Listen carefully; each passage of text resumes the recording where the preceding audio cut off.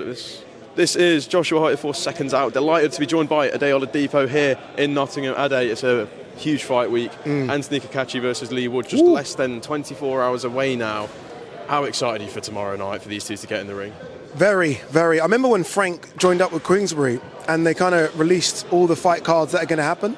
So we had the heavy impact one, we had the Josh Taylor Echo Usman one as well, and I was like, okay, no, it's this one, Kacache versus Wood. I've been lucky to have done, I think, the last 4 or 5 Leigh Wood fights, and they've all been crazy, all like Rocky movies. So as soon as I saw this, I was like, okay, we've got another Rocky movie coming up. So yeah, very excited, great undercard as well, but the main event's incredible. Who do you believe comes out on top tomorrow night when you look at these two on paper? Kacache's favourite. Yeah. I'm a big Leigh Wood fan, but you've got to be honest. I mean, Leigh Wood is moving up in weight. Leigh Wood's been out of the ring for 19 months. He's had his injuries as well, and he's 36. And Kacache's 36, but Kacache's a young 36. He hasn't really been through much. So you've got to favour Kacache. I'm looking over there all the time, guys, because the big screen's in front of us. You've got to favour Kacache, but Leigh Wood is fighting in his backyard. And those Nottingham fans seem to give him an extra 10%. When the going gets tough, they seem to help him a lot. So you've got to favour Kacache, but Leigh Wood could do anything here. We have seen it before with Leigh Wood, being many of his fights now, being from here myself, that he's always said how passionate that crowd is to him. Yeah. And it almost, we look at the Condon fight, and literally lifted him off the floor. So, yeah. And when you look at the way he fights, just played the Warrington fight as well, you really cannot write him off, can you? You can't, but I think we even saw it on the scales. Both of them weighed in the same, but you could almost see that Kacache is physically a lot bigger. And I think on the night is going to be considerably bigger. So size does play a part. And Leigh's coming up, and I almost feel like Leigh's a big featherweight, but Kacache is really a lightweight. So I think he's going to be really big on the night. But Leigh can punch. Leigh could knock you out just like that. He's a bigger puncher than Kacache. Kacache is probably a better boxer. So look, so many intriguing little battles on Saturday, but I think Kacache probably steals it. Just looking at the undercard, if I could ask you to pick out your fight of the night on the undercard, which one do you think is most likely to steal the show? I'm intrigued by Ezra Taylor versus Troy Jones, just because you've got a battle of 2 unbeaten light heavyweights, and the light heavyweight division in this country is incredible. You've got guys that are clearly English level, British level, European, world level, so there's almost a path for you. They both called for the fight, they both have wanted it, and again, when you've got 2 kids that are willing to put their O's on the line, you've got to respect it, and that means they're going to go for it, because they both don't think they can lose, because they haven't lost. So I think you're probably going to go for that one. I'm excited to see Sam Noakes all the time. I know it's a stay busy fight, but anytime you can get to see him, you're lucky. So it's a good one, but I'm going to go Ezra Taylor, Troy Jones to kind of steal the night, I think. Well, moving away from that, just looking at some of the big topics, I think diving straight into it. Budapest tonight, we actually have the return of Tommy Fury. My colleague Eamon Khan spoke to John Fury, and this is I think the first time we've heard from John since the whole Fury Usyk aftermath. Wow. And one thing that he said is that SugarHill was incapable of bringing the best out of Tyson, and went on a bit of a rant slandering the team and saying that Tyson's just not dedicated enough, essentially. Hearing those comments and seeing John speak out and saying things like that, how do you react to that? I don't agree, if I'm honest with you. Ultimately, he just got beat by a generational great. That's almost taken away from Alexander Usyk. Alexander Usyk's so special. Even if Tyson Fury had Emmanuel Steward there saying his corner, it's Alexander Usyk. I think SugarHill and Tyson are a great team. I think Tyson looks incredible in both fights. He's just coming up against a great. And Tyson's probably a great as well. And sometimes you come up against someone that's just got your number. And that's it. I think the Wilder fights took a lot out of Tyson than we maybe think. Those fights were punishing. So maybe he's lost a bit of a step. I think he's maybe a bit too heavy, so maybe conditioning could be better. But it was a good Tyson Fury. It was just a better Alexander Usyk. And I don't think that's down to SugarHill Steward. Tyson's experienced. He knows what to do. I almost feel like when a fighter gets to the level of Tyson, you don't really need a trainer. They're there just to guide you, but you know what to do. And I think it's up to Tyson to do what Tyson needs to do, and not for SugarHill to kind of bark him and give him orders.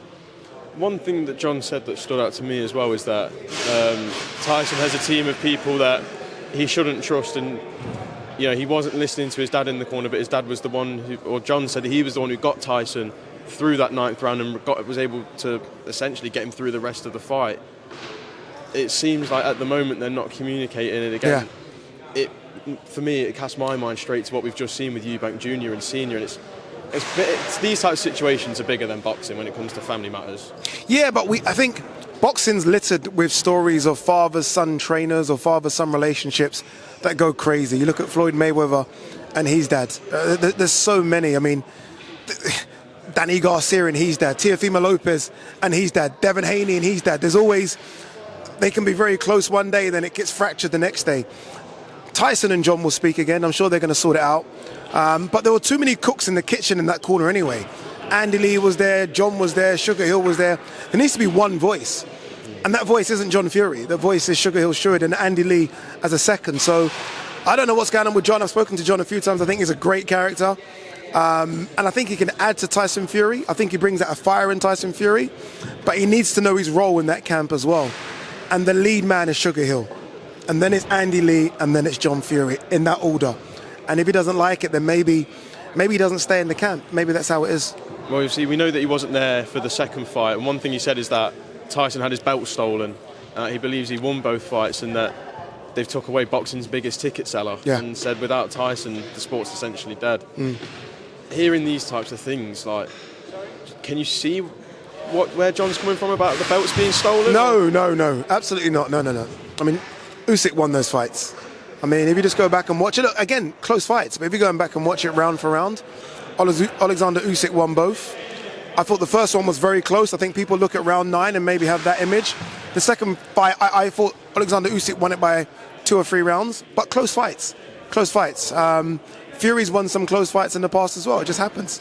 And on this occasion, he got beat fair and square. I feel like once we start trying to find excuses for Fury, who won't want the excuses, there's no point. If Fury wants to come back and maybe give it a go a third time round, maybe we'll see if he can fix the mistakes. But again, he's in there with a genius. Well, John said he wants Fury to stay retired unless he comes back and makes a lot of changes. He was describing it as things like he's like a thin fat man or something like that. And saying that he's kind of let himself go in terms of he said he didn't look in the best shape going into that second fight with Usyk. If Tyson Fury is to come back, do you want to see him with SugarHill, or would you be happy to see him maybe partner up with John himself? John knows how to get the best out of Tyson. Not at all. If anyone, it's got to be SugarHill. But look, Tyson Fury's never been body beautiful.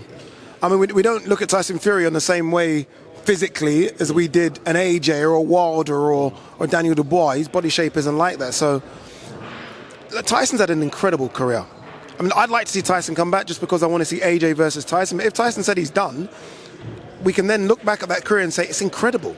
I mean, to go to Dusseldorf and beat Vladimir Klitschko, to go to America after what he went through and beat Deontay Wilder, I fought 3 times. Insane. Honestly, it's been an incredible... He's made loads of money. He's a worldwide superstar. Everyone in the world knows Tyson Fury. Tyson Fury's had a great career. If he wants to continue, I'm all for it. If he doesn't, then let's just applaud what he achieved. Just lastly, if a fight between Anthony Joshua and Tyson Fury is to get made, how do you see it playing out? Who do you think would come out on top? Tyson Fury's favourite. I think you make Fury as a favourite. I'm very much, I'm a big AJ fan, but I'll always go on what have you done for me lately.